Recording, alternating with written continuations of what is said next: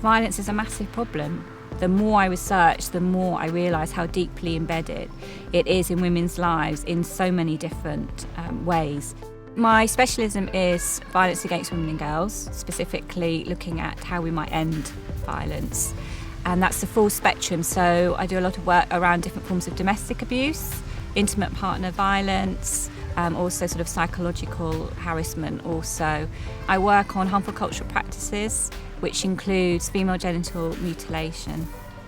And mainly in terms of the countries that I work in, it's South Asia and African countries.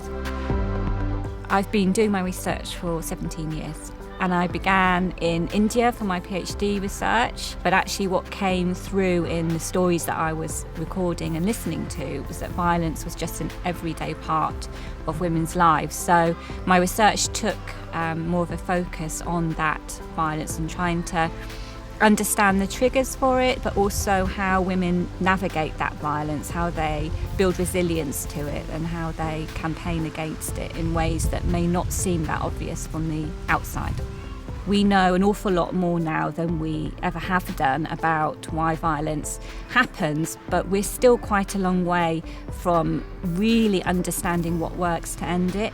We can see small successes, we can see impact that research has brought in terms of that understanding how working together also in peer networks and with local organisations can bring about really powerful transformation. Out of trauma, women come together and find the resilience to really battle against what they have to deal with in everyday life.